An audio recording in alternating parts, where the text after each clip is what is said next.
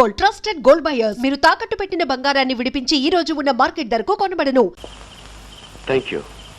ఆ పిస్టల్ ఇవ్వు.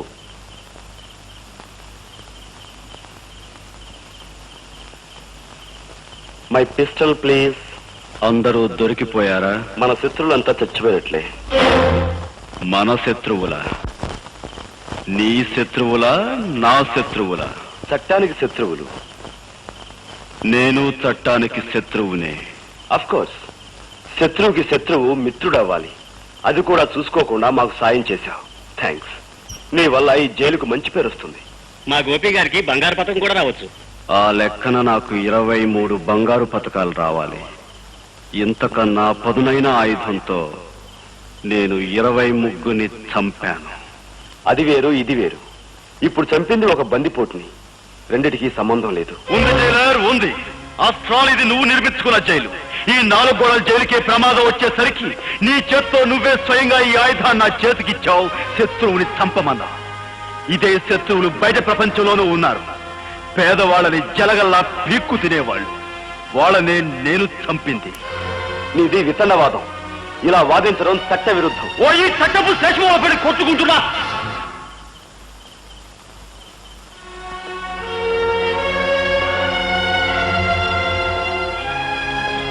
నీ విచక్షణ జ్ఞానం మీద నాకు నమ్మకం ఉంది. నీకు ఆలోచించగలిగే శక్తి ఉంది. ఓ భారతదేశ పౌరుడా, ఆలోచించు.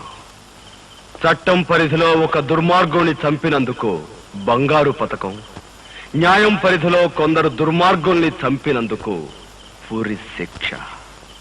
రెంటిలో ఏది సరైనదో ఆలోచించు.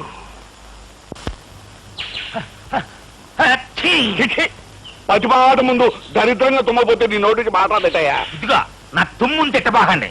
అది ఎంత జయప్రదమైంది అంటే శ్రీరామనవమికి, దసరా పండక్కి మైకులు పెట్టి తుమ్మించుకుంటారు నా చేత. అబ్బా, ముందు నీ తుమ్ము చరిత్ర కట్టి పెట్టి ఇస్తాడికి రావయ్యా మగడా.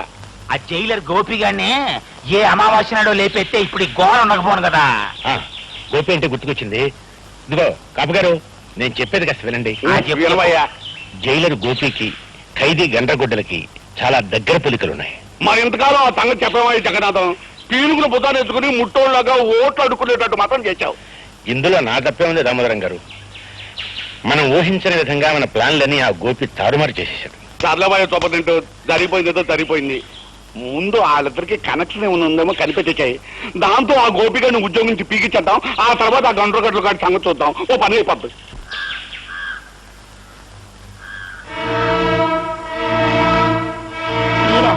ఏమిటిలా వచ్చారు? అబ్బే, ఊరికే చూసిపోదామని. అది సరేనమ్మా. జైల్లో ఏ దొంగ విధవకి ఏ చిన్న కష్టం వచ్చినా కన్నతల్లిలా కాపాడుకుంటుండేదానివి. మరి ఆ విధవను మాత్రం పట్టించుకోవటం మానేసేమిటి? ఎవరి గురించి మీరు చెప్పేది? అదేనమ్మా, మొన్న జైలు గొడవల్లో మీ వాడిని రక్షిస్తూ దెబ్బలు తిన్నాడే గండ్రగొడ్డలుగాడు. వాడు పాపం జ్వరంతో పడున్నాడు. అయ్యో పాపం, నిజంగానా? కానీ అతన్ని చూడడానికి అనుమతి లేదని మా వాడు. అదేం లేదమ్మా, మొన్న జరిగిన గొడవల్లో అతను అధికారులకు చాలా సాయం చేశారు కదా. అందుకని అతని మీద నా కట్టుదిట్టాలు కొన్ని సడలించేశాం. వెళ్ళి చూడొచ్చు. అన్నట్టు గోపి ఇంట్లో లేడమ్మా? లేడండి, బయటకు వెళ్ళాడు. నాకు టైం అయింది, నేను వస్తాను.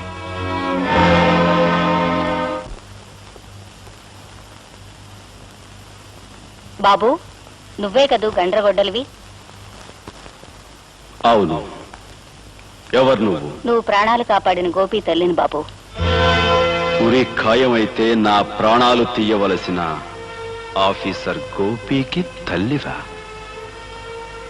ఎందుకొచ్చావు? నీకు జ్వరం వచ్చిందని తెలిసింది. నాకు చేతనైన సాయం చేద్దామని వచ్చాను.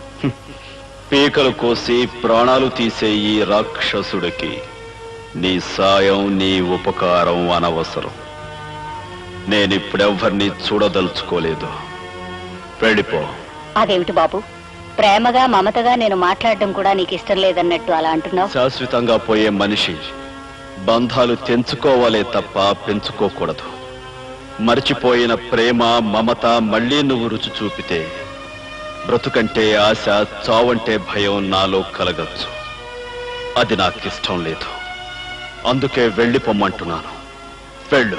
అది కాదు బాబు, పొమ్మంటే మతిలేందాలా మాట్లాడతావే పో. పోతాను బాబు. నేరస్తుడువైనా మనసున్నవాడివి, మనిషివి అనుకున్నాను. అందరూ నా బిడ్డలు అనుకునేదాన్ని కనుకే నిన్ను ప్రేమగా పలకరిద్దామని వచ్చాను. కానీ నువ్వు రాతి మనిషివి, రక్తం తాగే రాక్షసుడివి, అమ్మ ప్రేమను అర్థం చేసుకోలేని మూర్ఖుడివి. అమ్మా,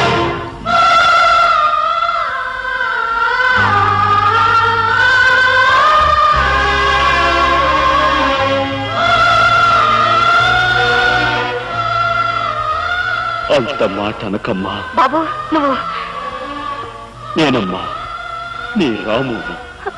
బాబు రాము, నువ్వు నువ్వు నా బిడ్డవే. ఒరే రాము, నేరస్తుల్లా ఊరు శిక్ష పడి జైల్లోకి ఎలా వచ్చావురా? ఈ పరిస్థితిలో నిన్ను చూడాల్సి వచ్చిందా? అసలేం జరిగిందయ్యా? ఇన్నాళ్ళు ఎక్కడున్నావురా రాము, ఎక్కడున్నావురా? చెప్తానమ్మా, చెప్తాను. దామోదరరావు గారికి ఏమైనా ఓటు, ఆంబోతు గుర్తుకే మన ఓటు, ఆంబోతు గుర్తుకే మన ఓటు, దామోదరరావు గారికి ఏమైనా ఓటు.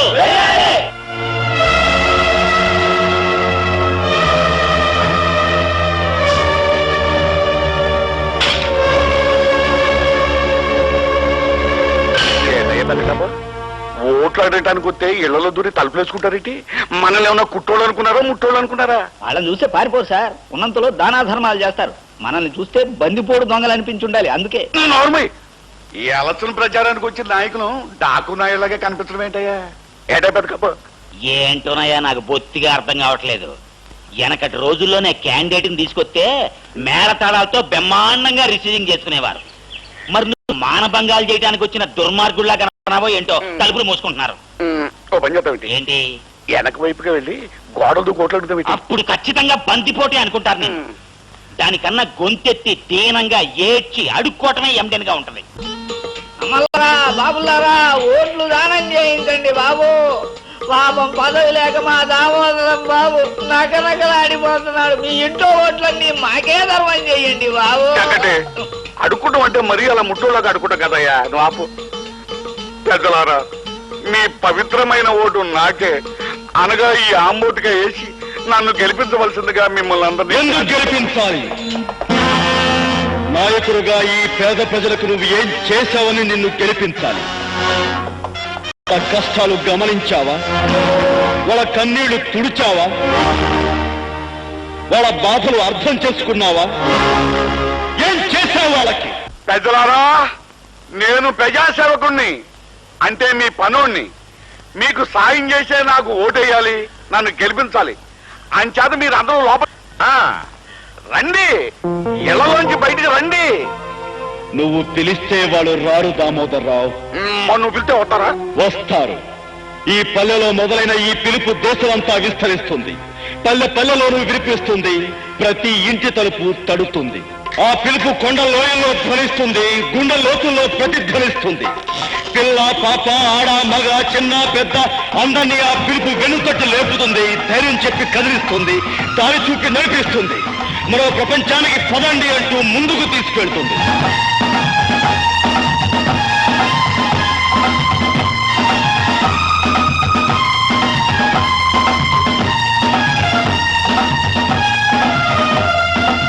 ఆశతో, ఆవేశంతో, బలమైన ఆశయంతో ప్రవాహంలాగా, ప్రళయంలాగా సాగొచ్చే ఆ జన ప్రవాహపు ఉప్పంలో నీ కుటుంబ రాజకీయాలు కొట్టుకుపోతాయి. ఆ పిలుపు ప్రపంచంలో నువ్వు గడ్డిపోతావా, ఎగిరిపోతావు. పెద్దలారా, మీరంతా నా వాళ్ళు. అటువైపుకి వెళ్ళకండి. అతనే ఆడి పేరు గొంటగొట్టలే. అలవాటు ప్రకారం చెట్లు నరికినట్టు నరికెత్తాడు. అంచేత మీరందరూ నా వైపుకి వచ్చేయండి. రండి. నీలాంటి వాళ్ళకే ఇది గండ్రగొడ్డలి దామోదర్రావు. వాళ్ళ కష్టాలు తీరేక ఈ గొడ్డలే వాళ్ళ పొలాలకు నాగలవుతుంది. నీ బలం బలగం చూపించి ఈ ప్రజల్ని భయపెట్టి ఓట్లు వేయించుకోవాలనుకుంటే ఈ గొడ్డలే నీ గుండెల్లో కొలుపు అవుతుంది. జాగ్రత్త. ఇదిగా అసలు ఓటర్లు ఇలా తెలివి మీరిపోవటానికి ఆ గండ్రగొడ్లగాడే కారణం. తనేదో ఈ కలియుగాని కలికి అవతారం అనుకుని అన్యాయం, అధర్మం అంటూ పెద్ద పెద్ద కోతలకు వస్తున్నాడు. మంచి ఐడియా ఇస్తాను, దగ్గర రండి.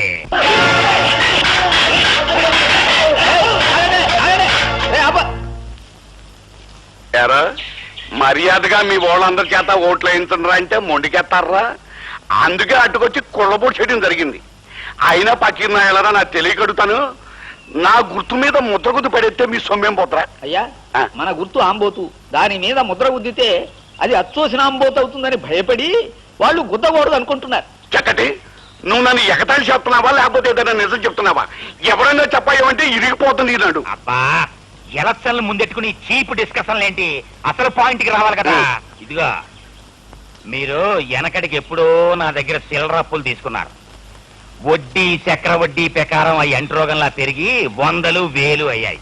ఆ సంగతి మీరంతా మర్చిపోయినా ఆ ప్రాంసరీ నోట్లు నా దగ్గర ఉన్నాయి.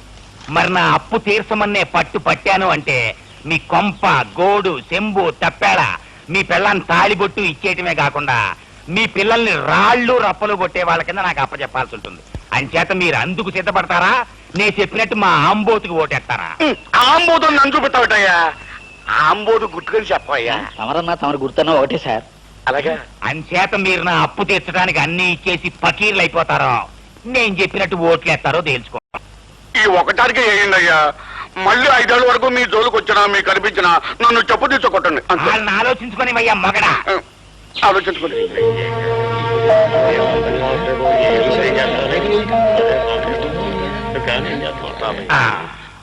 మీకు ఓటేస్తే మాకేం ఉపకారం జరుగుతుందో తెలియదు కానీ ఏగిపోతే ఎంత అపకారం జరుగుతుందో మీ వల్ల మాకు బాగా తెలిసింది. మీరు చెప్పినట్టుగానే మేము మా వాళ్ళంతా మీకే ఓటేస్తాం బాబు, మీకే ఓటేస్తాం. అది ఎండన్ గా ఉంది నీ మాట. అది కాదయ్యా. ఇప్పుడు అడ్డగా చెప్పి రేపు ఆ పోలు గదో దూరి ఎవరూ చూడలేదు కదా అని నా ఆంబోతులు తెలిసి మరో గాడ్ల మీద కుదిరితే నేనేమైపోవాలి? నేను ఒప్పుకున్నాయా. అందుకే అక్కడ దేవుడు ఉన్నాడు. మీరంతా మా అంబోతుకే ఓటేస్తామని ఆ దేవుడి మీద ప్రమాణకం చేసి మరీ చెప్పాలి. పదండి. ఇదిగో, మీరంతా ఈ ఆంజనేయుడి పాదాల మీద ప్రమాణకం చేసి మా అంబోతుకే ఓటేస్తామని చెప్పాలి. కానివ్వండి.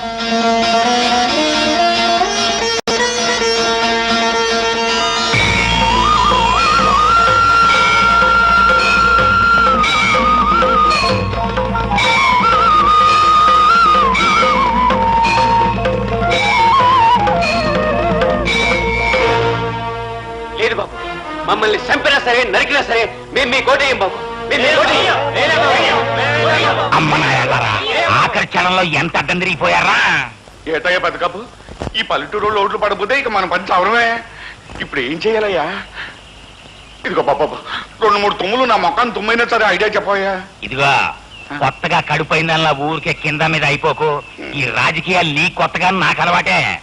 అసలు మనకి ఓట్లేని పల్లెటూళ్ళని ఈ ఆంధ్రప్రదేశ్ మ్యాప్ నుంచే సరిపోయాలి. ఎట్టగయ్యా? చెరువు గట్లన్నీ తెగ్గొట్టేసి పల్లెటూళ్ళని ముంచేసామనుకో, మనకు ఓట్లేని వాళ్ళంతా నీళ్ళలో పడి కొట్టుకుపోతారు. 2-3 రోజుల్లో ఇట్లా జరిగిందంటే మిగతా వాళ్ళంతా భయపడి చచ్చినట్టు మనకే ఓట్లేస్తారు.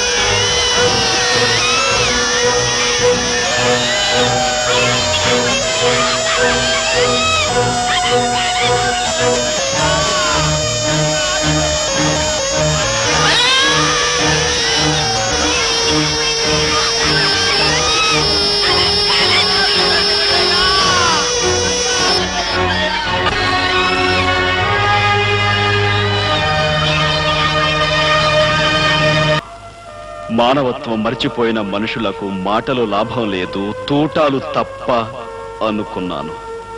అధికారం చేజిక్కించుకున్న అన్యాయాల్ని అరికట్టడానికి అహింస పనికిరాదు, ఆయుధం తప్ప అనుకున్నాను.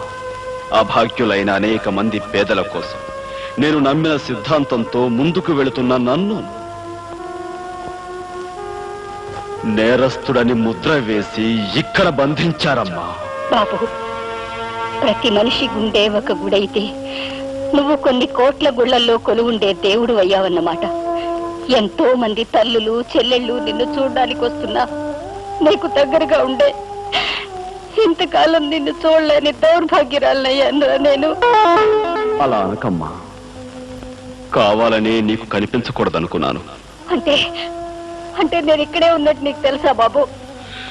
తెలుసమ్మా, తమ్ముని చూసిన మరుక్షణంలోనే వాడిని గుర్తించాను. నువ్వు వాడి దగ్గరే ఉంటావని ఊహించాను. మరి అమ్మని చూడాలని